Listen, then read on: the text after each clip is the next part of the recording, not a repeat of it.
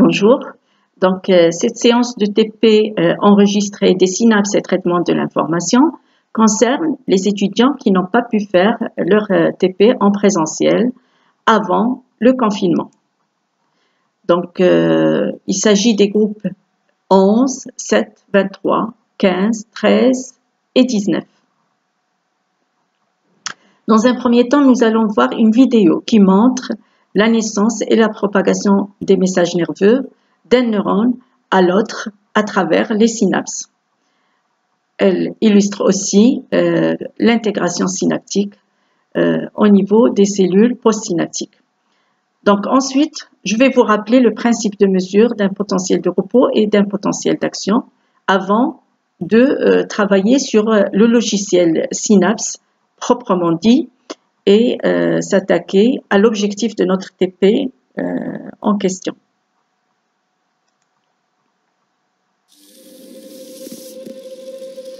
Le système nerveux est constitué de cellules spécialisées, les neurones. On en compte près de 100 milliards dans le cerveau humain. La fonction principale des neurones est de transmettre un message nerveux. Chaque neurone possède un corps cellulaire enfermant un noyau comme la plupart des cellules de notre organisme, de nombreux prolongements cytoplasmiques récepteurs, les dendrites, véritables antennes, et un prolongement particulier appelé axone ou fibre nerveuse. C'est au niveau de cette fibre que le message nerveux va se propager. Un nerf comprend les axones de nombreux neurones. Le message nerveux est l'ensemble des informations qui transitent de cellules nerveuses en cellules nerveuses. Ce message est de nature électrique le long d'un neurone. Il se propage toujours dans le même sens, des dendrites vers la terminaison nerveuse en passant par le corps cellulaire et l'axone. Voyons de plus près à quoi ressemble ce message nerveux. Le long de la fibre nerveuse tout d'abord. Puisqu'il s'agit d'un signal électrique, on peut l'enregistrer grâce à un voltmètre. Lorsqu'on place deux microélectrodes de part et d'autre de la membrane plasmique, on enregistre une différence de potentiel égale à moins 70 millivolts quand la fibre est au repos. La face interne de la membrane est donc électronégative par rapport à la face externe. Si on applique une stimulation d'intensité suffisante, la différence de potentiel monte brièvement à 100 millivolts avant de revenir au potentiel de repos. C'est ce qu'on appelle le potentiel d'action qui constitue l'unité élémentaire du message nerveux. Cette variation de potentiel membranaire dure environ 1 milliseconde. En dessous d'un certain seuil de stimulation, il n'y a pas de message, pas de potentiel d'action créé. Au-delà d'un certain seuil, il y a création de potentiel d'action, tous toujours de même durée et de même amplitude. Le potentiel d'action, une fois créé, se déplace le long de l'axone vers la terminaison nerveuse. Plus l'intensité de la stimulation augmente, plus le nombre et la fréquence de ces potentiels d'action augmentent. Revenons au parcours du message nerveux. Lorsque le signal électrique parvient à l'extrémité de l'axone d'un neurone ou terminaison nerveuse, il rencontre un espace appelé fente synaptique qui l'empêche de se propager à un autre neurone.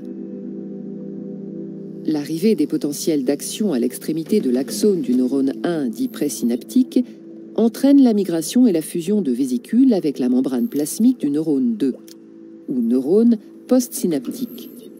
Cette fusion libère les molécules enserrées dans les vésicules, appelées neurotransmetteurs.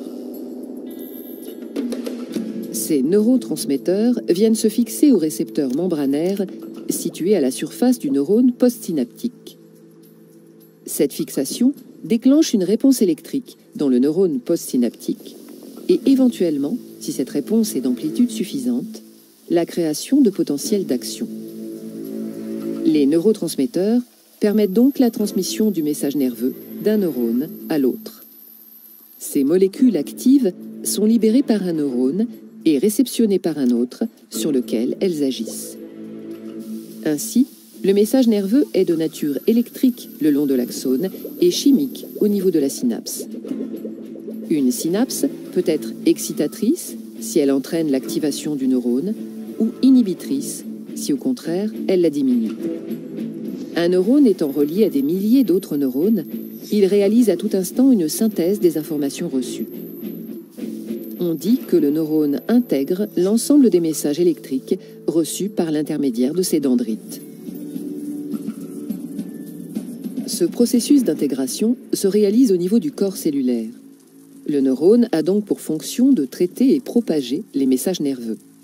Si la stimulation globale perçue est excitatrice, il génère un train de potentiel d'action, ou message nerveux.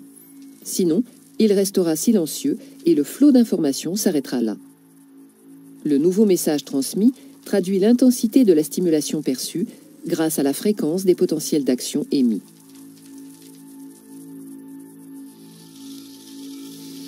Le message nerveux qui se propage dans un incroyable réseau de fibres et de connexions résulte donc d'activités électrochimiques.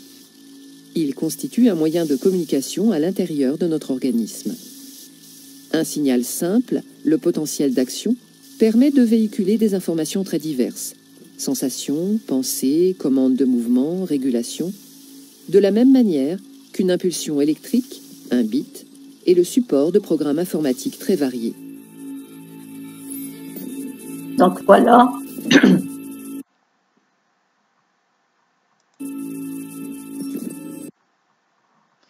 Donc, l'objectif de notre TP Synapse est donc de comparer les différents potentiels. Potentiel d'action, potentiel de surface, potentiel postsynaptique, excitateur et inhibiteur, et le potentiel de récepteur ou potentiel enregistré dans un neurone sensoriel. On va comprendre le fonctionnement du nerf et du neurone. On va comprendre les mécanismes synaptiques, l'intégration synaptique, les mécanismes des sommations spatiales et temporelles. Et ensuite, on va comprendre, enfin, le mode d'action de certains neuromédiateurs. Alors, pour le rappel, quel est le principe de mesure d'un potentiel d'action? Donc, je rappelle que le potentiel d'action est le signal élémentaire du message nerveux, de la communication nerveuse. Donc, dans les conditions dans l'organisme, on ne peut pas voir ce potentiel d'action. C'est pour cela que expérimentalement, on va prendre un axone géant de Kalmar et grâce à deux électrodes réceptrices qui sont conductrices d'électricité reliées à un galvanomètre, on va pouvoir mesurer la différence de potentiel entre l'intérieur de la cellule et l'extérieur de la cellule. Regardez, tant que les deux électrodes sont externes, le galvanomètre indique 0 mV. À partir du moment où la deuxième électrode est introduite à l'intérieur de la cellule, au repos, de l'axone au repos, nous allons enregistrer une différence de potentiel de moins 70 mV. Ça correspond au potentiel de repos. Cela veut dire que l'intérieur de la cellule est négatif par rapport à l'extérieur. Maintenant, une fois on pratique une stimulation, regardez ici, d'intensité faible, on va voir qu'il existe juste une petite variation du potentiel membranaire. À partir du moment où on enregistre avec une intensité moyenne ici, mais intensité suffisante, tracé orange, on va voir un potentiel d'action avec ces différentes phases.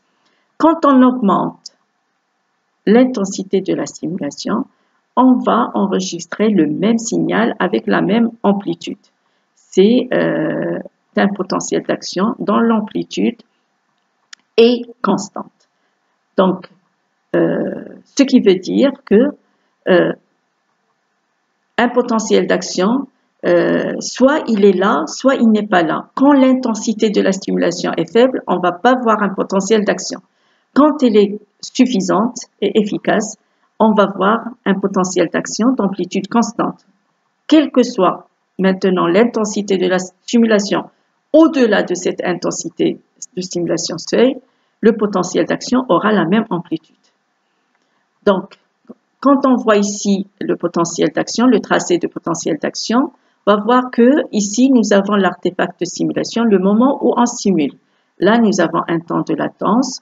Ensuite, nous avons la phase de dépolarisation qui correspond à l'entrée, l'ouverture des canaux Na+ voltage dépendant et l'entrée massive de Na+ à l'intérieur de la cellule, ce qui permet d'inverser la polarité. L'intérieur. Alors, Donc, le logiciel Synapse se présente ainsi. Donc, nous avons un neurone N6 postsynaptique et plusieurs neurones présynaptiques. Les neurones présynaptiques sont les neurones N1, N2, N3, N4 et N5. Alors, le neurone N2 est un neurone sensoriel ou ce qu'on appelle le neurone récepteur. D'accord? Donc, nous avons ici 3 appareils d'enregistrement, E7, E2 et E8. Et nous avons le reste des appareils qui sont des appareils d'enregistrement et de stimulation. Nous avons donc dans la première étape de ce TP Synapse, il est demandé de repérer les électrodes réceptrices, leur emplacement, les écrans auxquels elles sont reliées et qu'est-ce qu'elles permettent d'enregistrer. Donc, on va commencer par le neurone N1. Nous avons l'électrode réceptrice intracellulaire à l'intérieur de l'axone. Elle est reliée à l'écran E1, S1. Donc, cette électrode qui est placée dans l'axone, elle va nous permettre d'enregistrer, bien entendu, un potentiel d'action parce qu'elle est dans l'axone. Ensuite, nous avons le neurone N2 avec 2 électrodes. La première électrode, elle est placée dans le corps cellulaire du neurone récepteur. Elle est reliée à l'écran ici E7 et elle permet bien sûr d'enregistrer un potentiel local, un potentiel de récepteur. Ensuite, nous avons la deuxième électrode qui est placée dans l'axone du neurone N2. Elle est reliée à l'écran E2.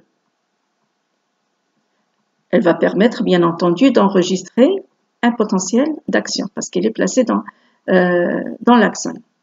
Ensuite, en ce qui concerne le neurone N3, même chose, l'électrode réceptrice, elle est à l'intérieur de l'axone de N3, elle est reliée à l'écran E3 et elle va permettre d'enregistrer un potentiel d'action. Pour l'axone N4, l'électrode est aussi placée dans l'axone, elle est reliée à l'écran E4. En ce qui concerne l'axone du neurone N5, l'électrode elle est placée dans l'axone, à l'intérieur de l'axone, elle est reliée ici à l'écran E5 et elle va permettre aussi d'enregistrer un potentiel d'action. Ici, nous avons une électrode de surface. Elle est placée schématiquement sur un nerf qui est constitué des axones N3, N4 et N5. Elle est reliée à cet écran-là, ici, E345, et elle va permettre d'enregistrer, bien entendu, comme c'est une électrode de surface, elle va permettre d'enregistrer un potentiel de surface. Ensuite, en ce qui concerne le neurone N6, nous avons 2 électrodes réceptrices. L'une est placée à l'intérieur du corps cellulaire du neurone N6. Elle est reliée à l'appareil E8. Elle va permettre d'enregistrer des dépolarisations ou des hyperpolarisations locales, c'est-à-dire des PSE ou des PPSI, c'est-à-dire des potentiels postsynaptiques, soit excitateurs, soit inhibiteurs. Ensuite, nous avons une deuxième électrode qui est placée à l'intérieur de l'axone du neurone N6. Elle est reliée à l'appareil ici E6. Elle va permettre d'enregistrer aussi un potentiel d'action. Donc, une fois nous avons repéré tout cela, vous devez revenir sur votre diaporama et donc vous allez répondre aux questions comme il est indiqué dans la description du protocole d'enregistrement. Vous devez identifier, donner le nom de chaque écran, qu'est-ce qu'il enregistre cet écran, est-ce qu'il enregistre des potentiels d'action ou un potentiel de surface ou un potentiel récepteur. Donc, et vous devez répondre à cette question-là, à votre avis, qu'est-ce qui détermine le nom du potentiel étudié. Donc, je reviens sur le logiciel Synapse et donc je passe à l'étape suivante. L'étape suivante, c'est la numéro 2, comme il est indiqué sur votre polycopier. On doit rechercher le seuil de stimulation de chaque neurone. Alors, comment on va faire? Donc, on va aller, donc ici, nous avons le curseur qui indique l'intensité de la stimulation. D'une manière, bien sûr, ce sont des chiffres arbitraires. Donc, on va voir. Et le principe, ici, c'est de savoir comment on cherche le seuil de stimulation d'un axone. Donc, on va se mettre sur une intensité de stimulation relativement raisonnable et on va voir d'abord ce qui se passe. On stimule, j'appuie sur le curseur S1 et là, je vois qu'il ne se passe rien. Je vais augmenter d'une manière un petit peu grossière et je vais voir ce qui se passe. Et là, je vois qu'il n'y a toujours rien. J'augmente encore un petit peu, il n'y a rien. Donc, à partir de là, je vais commencer quand même à augmenter par une seule unité pour voir ce qui se passe jusqu'à ce que je retrouve, j'aurai une réponse. 40, il ne se passe rien. 41, il ne se passe rien. 42, il ne se passe rien. Ah si, à 42, j'ai un potentiel d'action. Donc, pour vérifier, je retourne à 41, je fais une stimulation, je n'ai rien. J'augmente à 42, donc je stimule et là, j'ai bien sûr une réponse. Donc là, je vais faire pause pour vous expliquer ce que je vois.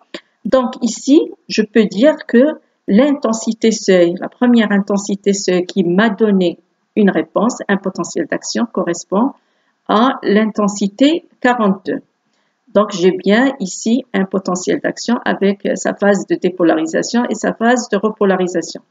Maintenant, comme le neurone N1, il est relié au neurone N6 postsynaptique, là, je vois sur l'écran qui me donne des enregistrements postsynaptiques par rapport à cet électrode qui se trouve dans le corps cellulaire. Je vois que mon signal, il se dirige vers le bas. Là, il s'agit bien d'une hyperpolarisation. Donc, c'est une inhibition. Je peux déjà déduire que ce neurone N1, il a un effet inhibiteur sur le neurone N6 du moment que j'enregistre ici une hyperpolarisation, c'est-à-dire une inhibition. Ensuite, donc je laisse le neurone N2, je fais reprise. Le neurone N2, il va être stimulé naturellement. Je vais passer à la recherche du seuil du neurone N3. Donc, je fais la même chose, j'augmente un petit peu à une certaine valeur et je regarde. Là, je vois que à 33, j'ai déjà un potentiel d'action. Je retourne vers une valeur inférieure, beaucoup inférieure. Là, je vois que je n'ai rien. Donc, je vais commencer à augmenter par unité. Là, à 27, je n'ai rien. À 28, je n'ai rien. À 29, je n'ai rien. À 30, je n'ai pas. À 30, j'ai mon premier potentiel d'action. Donc, je retourne, je fais 29, je n'ai rien. Je vérifie, à 30, j'ai un potentiel d'action. Et là, donc, déjà, je peux dire que de la même manière que ce que j'ai fait pour le N1, que mon intensité C qui a donné le premier potentiel d'action sur l'axone N3 est égale à 30. Donc, c'est une unité arbitraire.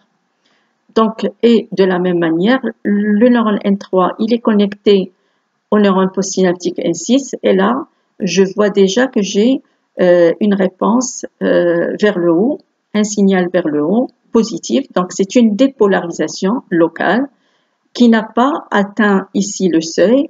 C'est un potentiel postsynaptique excitateur que je vois sur l'écran E8. Donc, je peux déjà dire que mon axone, mon neurone N3, il est excitateur pour le neurone N6. Voilà, donc on peut continuer à faire la même chose pour l'axone N4 avec le stimulateur S4 et pour l'axone N5 avec le stimulateur S5. Donc, qu'est-ce qui est demandé?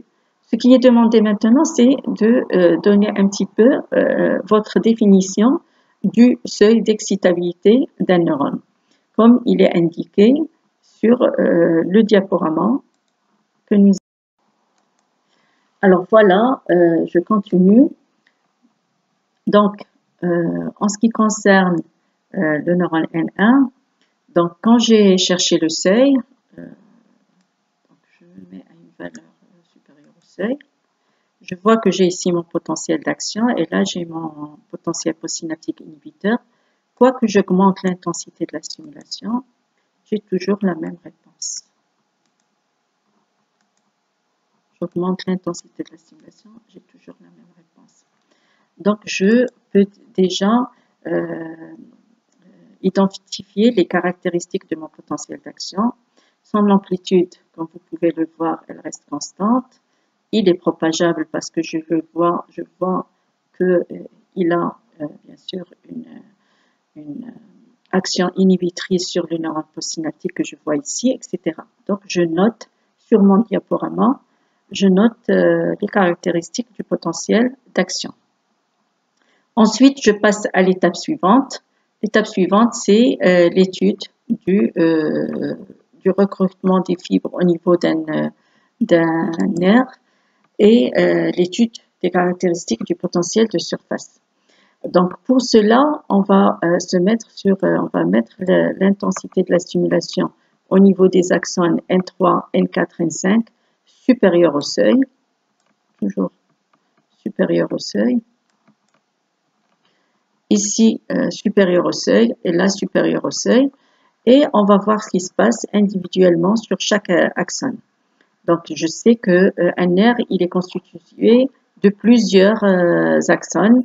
Les nerfs rachidiens, par exemple, ils sont constitués d'axones de neurones sensoriels et de neurones moteurs. Ce sont des nerfs mixtes. Un nerf contient plusieurs axones. Alors, ici, schématiquement, mon nerf, il est très simple. Il est constitué de 3 axones, N3, N4 et N5. Alors, quand je stimule le neurone N3, je vois que j'ai ici un potentiel d'action. Ici, au niveau de l'écran qui enregistre un potentiel de surface, parce que ici, j'ai une électrode de surface, je vois que j'ai quelque chose, un potentiel de surface qui est équivalent à mon potentiel d'action que j'ai enregistré ici. Je fais la même chose avec le neurone N4. Donc, j'ai la même chose. Je stimule pour le nerf au niveau de la surface. Et là, je vois que j'ai une réponse qui est égale, ce potentiel de surface ici, il est égal à la somme des potentiels d'action qui sont enregistrés ici. Donc, je fais la même chose avec N4. Je fais la même chose avec N4. Intensité supérieure au seuil, avec N5. Et là, je stimule les deux et j'ai cette réponse-là. Maintenant, quand je stimule le nerf en entier, j'enregistre un potentiel de surface qui est nettement supérieur au précédent. Donc, je peux déjà tirer mes conclusions par rapport au potentiel de surface. Je vois qu'il augmente en amplitude. Un potentiel de surface, ce n'est que la somme des potentiels d'action qui s'enregistrent au niveau des axones de ce nerf-là. Ensuite, donc sur votre diaporama, vous allez noter les caractéristiques des potentiels de surface. Ensuite, je m'intéresse à ce qui se passe au niveau postsynaptique sur l'écran E8. Donc, je vois que mes axones N3, N4 et N5 sont reliés aux neurones postsynaptiques. Alors, tous les potentiels, les trains de potentiel d'action qui se sont propagés ici, ils arrivent sur plusieurs boutons synaptiques. Donc, le neurone postsynaptique fait une sommation spatiale et le résultat, je l'ai ici, c'est des potentiels postsynaptiques excitateurs qui sont sommables, qui augmentent en amplitude jusqu'à ce qu'ils dépassent le seuil de dépolarisation qui ensuite vont donner des potentiels d'action qui se propagent et que je vois encore ici.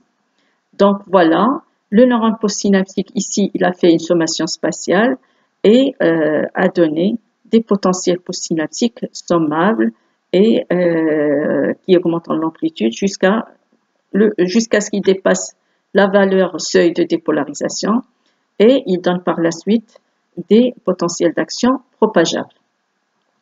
Donc, je reviens sur mon diaporama et je note ce qui m'est demandé dans l'étape 3. Je réponds aux questions qui sont ici sur ma diapositive. Donc, j'explique le processus du recrutement des fibres nerveuses constituant un nerf.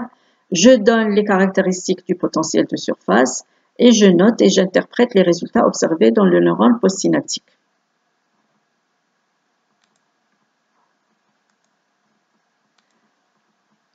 Donc, ensuite, on passe à l'étape suivante. Donc, l'étape suivante, c'est l'étape de la sommation temporelle. Donc, en ce qui concerne la sommation temporelle, nous allons l'étudier sur l'axone N3 grâce à cet appareil qui va me permettre de donner deux stimulations répétées, séparées par un intervalle de temps donné. Donc, l'intervalle, le curseur qui fait changer l'intervalle entre les stimulations répétées, il est là. Donc, ma stimulation, l'intensité de la stimulation, elle est supérieure au seuil. Donc, je regarde ce qui se passe en envoyant deux stimulations séparées par un intervalle ici, arbitrairement séparées par un intervalle de 2000. C'est-à-dire 2000 millisecondes. Donc, on voit ce qui se passe. Ensuite, donc, je note ce qui se passe, au niveau postsynaptique. Donc, je peux voir déjà que j'ai une succession de potentiels postsynaptiques excitateurs et de temps en temps, j'ai un potentiel d'action. La fréquence, elle est très, très, très faible. Ensuite, je diminue l'intervalle, je passe à 1800. Je regarde ce qui se passe. Donc là, je vois que j'ai toujours des potentiels postsynaptiques excitateurs et de temps en temps, j'ai un potentiel d'action qui se propage. La fréquence est toujours faible. Je diminue l'intervalle à 1600. Je regarde ce qui se passe sur l'écran E8. Bien sûr, là, je vois que ma fréquence de potentiel d'action ici commence à augmenter. Je continue de diminuer, je passe à 1400. Je regarde ce qui se passe toujours ici. Toujours des potentiels postsynaptiques excitateurs suivis de potentiels d'action dont la fréquence augmente, elle augmente. Je diminue, je passe à 1200. La même chose, je peux constater que la fréquence de mes potentiels d'action continue à augmenter. Donc, je diminue encore l'intervalle, je passe à 1000 et je vois que, justement, ma fréquence de potentiel d'action augmente au niveau postsynaptique. Donc, je peux déjà déterminer la relation entre la diminution de l'intervalle entre les chocs répétitifs et la fréquence des potentiels d'action au niveau postsynaptique.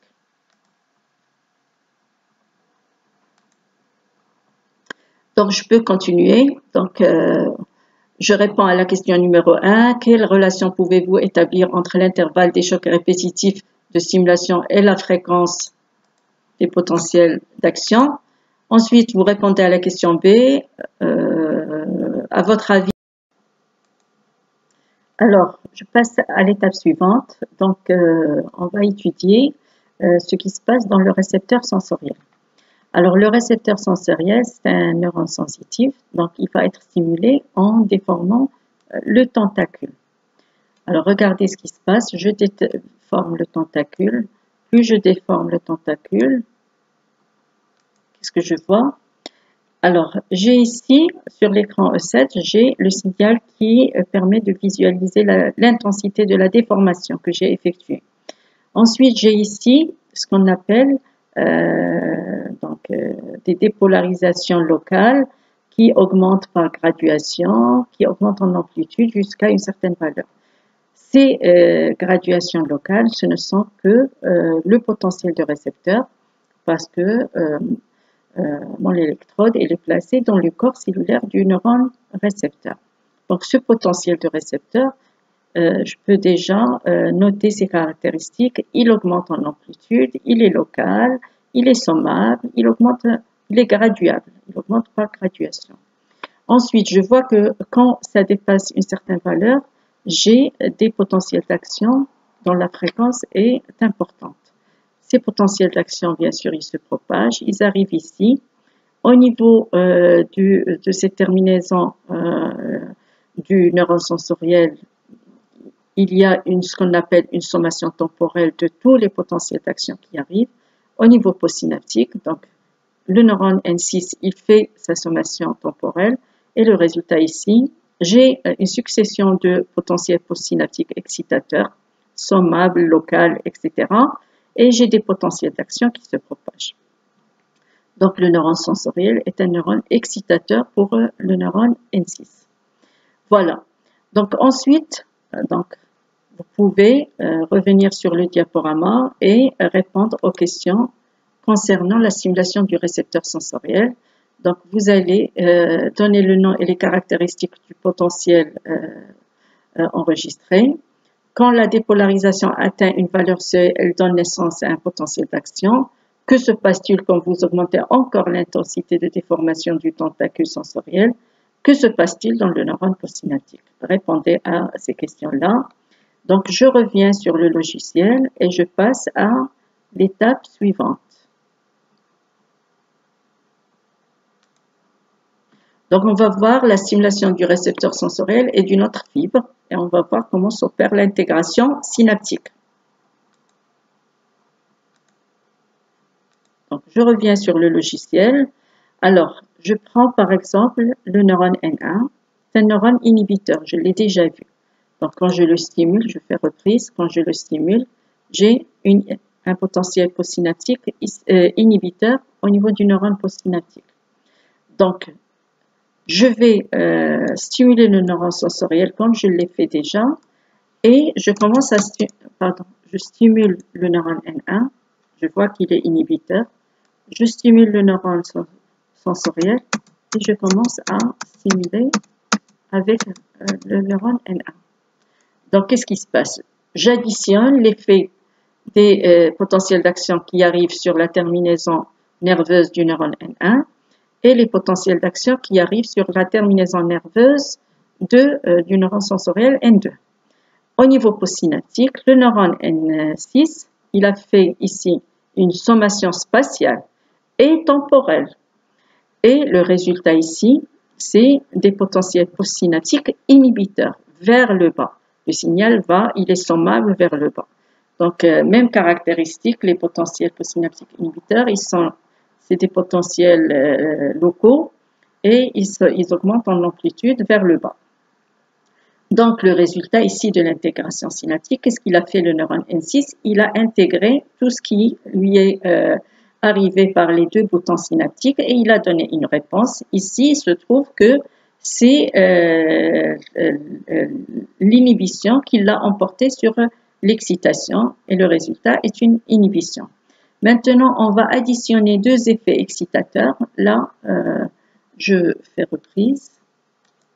Et donc, je stimule le neurone N3. Je sais que le neurone N3, c'est un neurone excitateur. Donc, je stimule le récepteur sensoriel et je rajoute l'effet de neurone N3. Et là, bien sûr, je ne vois que une fréquence de potentiel d'action qui augmente, des PPSE qui augmentent. Donc, c'est l'addition de deux effets positifs. Et le neurone postsynaptique, il a fait son intégration, il a fait son calcul et il a donné une excitation importante au niveau postsynaptique. Donc voilà, vous revenez sur votre diaporama et vous continuez à expliquer ce que l'intégration synaptique. Donc ensuite, on va passer à l'étape finale. Donc l'étape finale correspond à la détermination des neurotransmetteurs de chaque terminaison nerveuse. Donc, pour cette partie-là, je vois que j'ai ici une palette de seringues contenant des neurotransmetteurs. J'ai ici une seringue qui contient l'acétylcholine, le GABA, l'acide gamma-aminobutyrique, qui est un neurotransmetteur inhibiteur, la dopamine, la sérotonine et d'autres substances. Donc, je vais aller commencer par étudier pour l'acétylcholine. Je vais prendre cette seringue et je vais commencer à chercher dans les terminaisons synaptiques l'effet de l'acétylcholine. Je ne le fais pas sur le neurone N1 parce que je sais que le neurone N1 il est inhibiteur et je sais que l'acétylcholine est un neurotransmetteur excitateur. Donc, je mets l'acétylcholine sur le neurone N2, je vois que j'ai ici des réponses, une excitation. Je le mets sur l'axone N3, je n'ai rien. Je le mets sur l'axone N4, j'ai des potentiels postsynaptiques excitateurs et des potentiels d'action, donc une excitation. Là, je le mets sur le N5, ça ne donne rien. Donc, j'en conclus que, en ce qui concerne le neurone N2 et le neurone N4, le neurotransmetteur de ces terminaisons nerveuses est l'acétylcholine. Je prends le GABA est un neurotransmetteur inhibiteur, je le mets sur l'axone N1 et là, je vois qu'il a le même effet que lorsque j'ai stimulé le neurone N1. Donc, le GABA est le neurotransmetteur de la terminaison nerveuse du neurone N1. Je le mets sur le N4, ça ne donne rien. Je le mets sur le N5, ça ne donne rien. Je prends la dopamine. Donc, moi, je connais maintenant le neurotransmetteur de N1, je connais celui de N2 et de N4, je mets la dopamine sur le neurone N3 et là, j'ai une stimulation. Donc, j'en conclus que le neurotransmetteur de la terminaison nerveuse de la N3 est bien la dopamine. Je mets la dopamine sur le neurone N5 et je n'ai rien. Donc, il me reste que la terminaison nerveuse du neurone N5. Je prends la sérotonine, j'essaye de chercher, là, je ne vois rien. Donc, je peux déjà dire que, en ce qui concerne le neurone N5, je n'ai pas pu déterminer quel neurotransmetteur possède dans ces terminaisons nerveuses. Donc, voilà, je reviens sur mon diapositive et je note ce qui est demandé. Ensuite, je passe à la dernière étape et je remplis le tableau comme il est demandé. Je note, je récapitule les caractéristiques de chaque potentiel que nous avons étudié. Voilà, c'est tout ce qu'il y avait à voir au niveau du TP